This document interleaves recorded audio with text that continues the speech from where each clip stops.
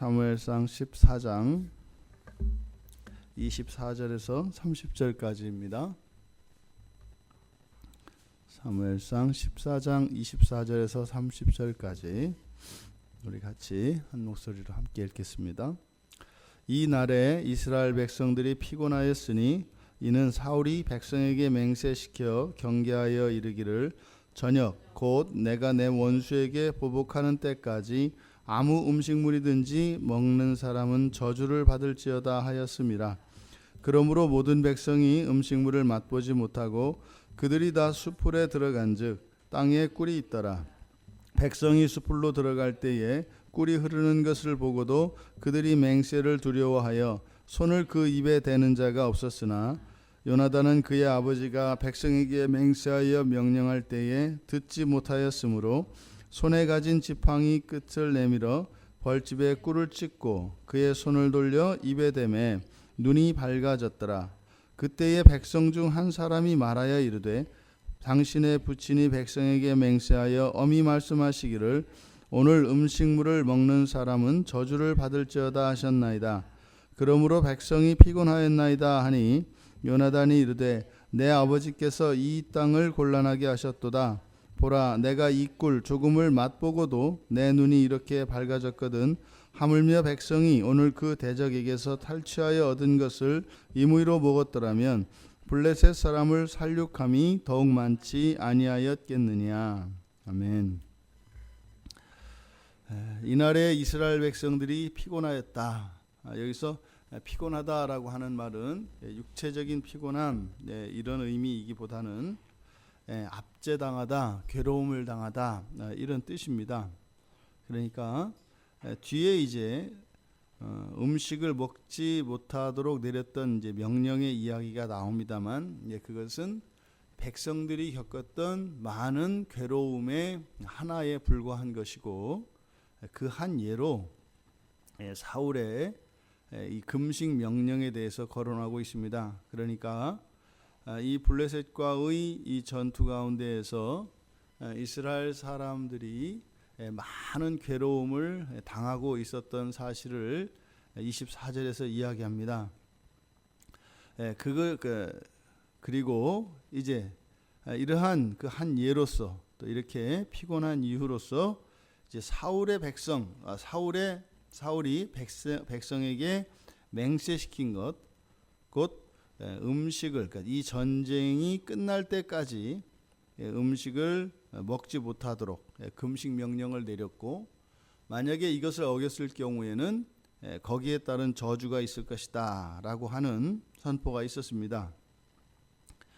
백성들이 비록 강요를 받았습니다만 백성들이 동의를 했지요. 그러니까 사울이 백성에게 맹세를 시켰다 할 때 왕이 백성들에게 맹세하도록 요구했을 때 그것을 거절한다는 것은 사실은 매우 어려운 일입니다. 그렇게 하지 않으면 안 될 수밖에 없었겠죠. 이들이 왕을 원했던 결과가 이런 것이었습니다. 사실은 하나님께서 이미 말씀을 하셨지요.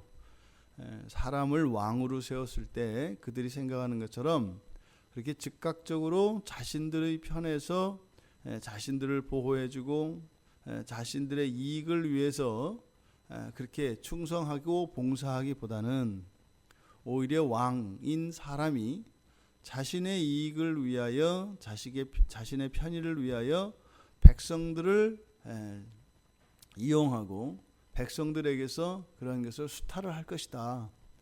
이미 하나님께서는 예고하였습니다. 지금 여기에서도 이들이 사울로 인해서 그 왕인 사울로 인해서 피곤을 겪고 있습니다만 이러한 피곤함의 원인 이것이 지도자인 왕인 사울의 책임이었다라고 이렇게 할 수는 없습니다. 왜냐하면 26절에도 뒤에 가보면 그들이 맹세를 두려워하여, 이게 무슨 말인가 하면 사울이 이렇게 금식 명령을 어겼을 경우에 너희들에게 저주가 있을 것이다 했을 때 백성들이 동의하지 않으면 그 저주가 그들과 상관이 없다는 것이지요. 지금 이렇게 강요되어진 맹세를 했던 백성들, 그리고 전쟁이 끝날 때까지, 이길 때까지는 금식하도록 요구했던 이 사울의 명령. 자, 이런 상황에서 백성들이 수풀이 들어갔을 때 꿀이 흐르는 것을 보았습니다. 먹을 수 없는 것, 그림의 떡이라고 하지 않습니까? 그걸 먹게 되면은 그것을 인하여 저주가 있을 것이고, 그런데 이들이 지치고 허기져서 먹지 않을 수 없는 상황, 그들의 눈앞에 흐르는 꿀을 보았습니다. 이 팔레스타인의 숲은 이렇게 나무가 엉성한 그런 곳들이기 때문에 주로 이렇게 나무 그리고 바위 틈 가운데 같은 데에서 벌집을 발견할 수 있답니다. 그래서 보통 하나님께서 이스라엘 백성들에게 이 가나안 땅을 젖과 꿀이 흐르는 땅 할 때 그 꿀이 흐르는 땅이라고 하는 의미가 그런 의미라고 합니다. 그래서 실제로 나무나 이런 바위 틈새에서 그런 벌집을 발견하게 되면 그렇게 꿀이 흐르는 그런 일들이 있다고 합니다. 지금 그런 거죠. 이렇게 꿀이 흐르는 것을 발견한 겁니다. 큰 벌집을 발견한 거지요. 그랬는데도 그러니까 이들은 지금 당장 음식물이 필요한 상태인데도 불구하고 먹을 수가 없었다. 그래서 뭐 아예 꿀은 그만두고 손조차 입에 대는 자가 없었다. 이렇게 이야기합니다.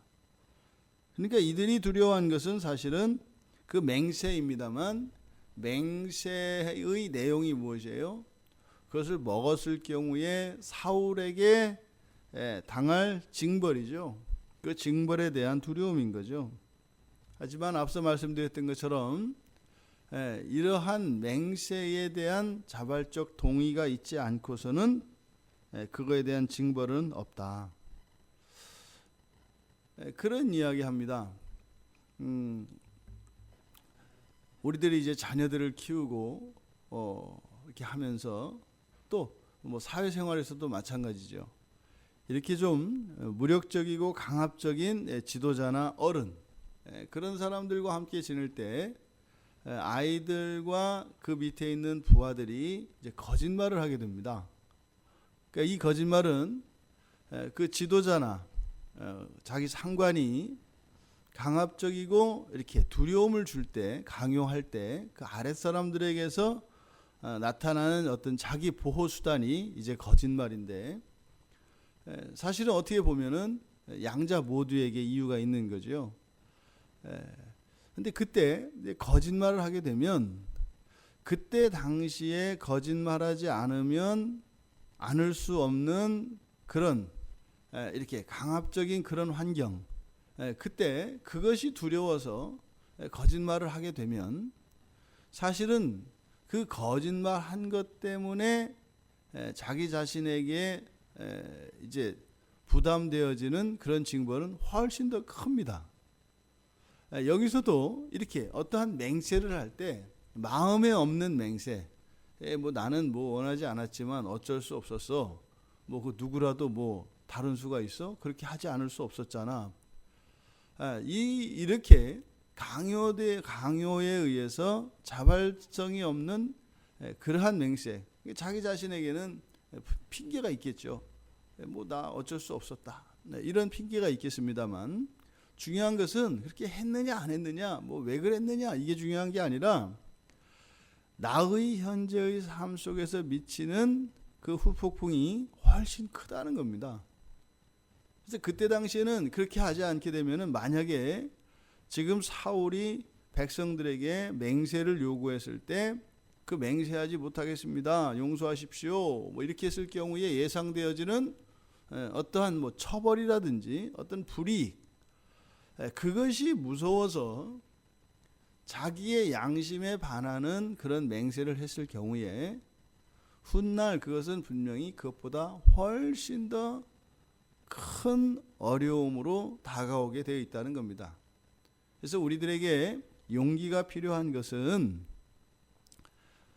나의 삶 속에 미치는 그런 피해를 최소화할 수 있는 것이 용기입니다. 그러니까 용기라고 하는 것은 뭐 어떤 이득을 위한다라기보다는 피해를 최소화하기 위해서 오히려 필요한 것이 용기라고 할 수 있습니다.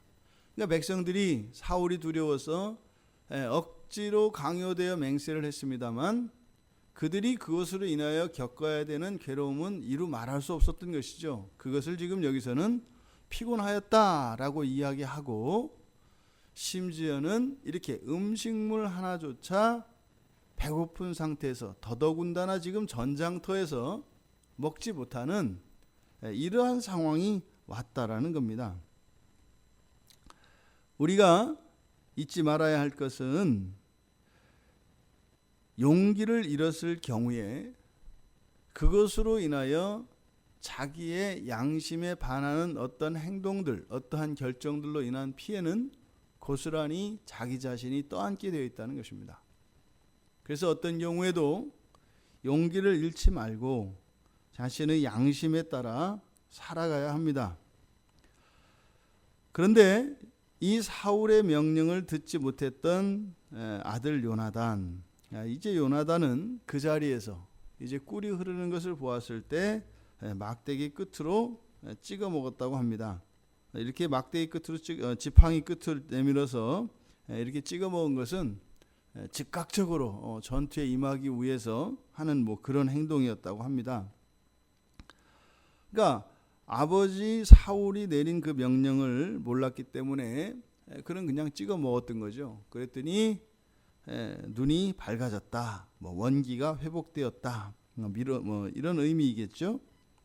하지만 백성 중에 한 사람이 사울의 명령을 요나단에게 이야기합니다. 그러면서 요나단의 입술을 통하여 사울이 잘못이었다라고 하는 것을 이야기하는데, 내 아버지께서 이 땅을 곤란하게 하셨도다. 이런 사울의 명령과 맹세를 강요한 것이 부당하다라고 하는 것을 요나단은 이야기하고 있습니다. 이들이 요구했던 왕, 그 왕이 이들에게 가져다 준 것은 피곤하게 하는 것이었습니다. 하나님과 함께 살아갈 때 단 한 번도 경험해 본 적이 없는 그러한 일이죠. 이런 피곤함이 여전히 이 시대를 살아가는 우리들에게도 하나님을 의지하지 않았을 때 그대로 일어납니다. 이것은 어제 오늘의 일이 아니라 하나님이 아닌 다른 무엇을 의지하고 그것을 왕으로 섬길 때, 즉 주인 삼을 때 우리들의 삶은 이렇게 피곤하게 되어 있습니다. 또 지도자의 입장에서 사람들을 다스릴 때에 강요에 의해서 사람들은 다루어지지 않습니다. 어느 정도 일시적으로는 그것이 효과가 있고 그것이 어떤 성과를 내는 것 같을지라도 그것은 한시적이고 그것은 일시적인 미봉책에 불과합니다. 역사의 실수는 계속 반복됩니다. 속이고 강요하고 억압하여서 무엇인가를 이루려고 할 때 그것이 일시적으로는 신속한 효과를 나타내고 무엇이 되는 것처럼 보일 수 있겠습니다만, 사람이라고 하는 존재는 하나님의 형상을 따라 지음을 받았기 때문에 절대로 무엇에 굴복할 수 있는 존재가 아닙니다. 사람은 인격적인 존재이기 때문에 반드시 인격적으로 설복이 되어지고 인격적으로 복종하는 것이 아니면 그것은 결코 실제적으로 일어난 변화가 아니다라는 것이죠. 오늘날 교회 안에서 일어나고 있는 많은 일들, 이것이 사실은 지금 사울과 백성 사이에서 일어났던 이런 일들이 일어나고 있는 게 아닐까, 그렇게 생각을 해봅니다. 사람들이 요구하죠. 하나님이 아닌 사람을 요구합니다. 그리고 나서 생겨나는 문제들과 이러저러한 피해를 이제 그 지도자에게 또 이렇게 의지했던 사람들이나 환경에게 그 책임을 돌리려고 합니다. 그럴 수 없다는 겁니다. 우리가 오직 우리의 평생에 우리의 인생의 주권과 우리의 왕은 오직 하나님 한 분이신 것을 잊어서는 안 될 것입니다. 우리의 피곤함의 이유는 하나님이 아닌 다른 것을 왕으로 삼았던 결과라고 하는 사실을 오늘 본문을 통하여 우리들은 다시 한번 깨닫게 됩니다. 하나님이 우리에게 주시는 것은 피곤함이 아니라 우리를 거룩하게 하시고 온전케 하시는 과정에서 우리의 죄된 본성이 느끼는 불편함과 피곤함이죠. 그것은 오히려 우리들을 더욱 거룩하게 하고 순결하게 합니다. 그것은 반드시 훗날 뒤를 우리의 인생을 되돌아볼 때 감사와 기쁨이 있게 되는 것입니다. 하지만 세상이 주는 것은 피곤함입니다. 오늘 하루 우리의 삶 속에서 우리 인생을 피곤하게 하였던 그러한 요소들이 제거되어지기를 바랍니다. 그리고 한 날 한 날 더 살아갈 때 우리 인생 가운데에서는 이런 피곤함이 아니라 거룩하여지기 위하여 우리들이 겪어야 하는 연단으로 어제보다 더 나은, 오늘보다 더 나은 그러한 온전하고 거룩한 삶이 우리들의 평생이 되기를 주님의 이름으로 축원합니다. 하나님, 이 백성들이 겪어야 하였던 이러한 피곤함은 이루 말할 수 없었습니다. 이것이 사람을 의지하고 사람을 왕으로 세우고자 요구할 때 어쩌면 이들에게 운명과 같이 주어진 것이었습니다.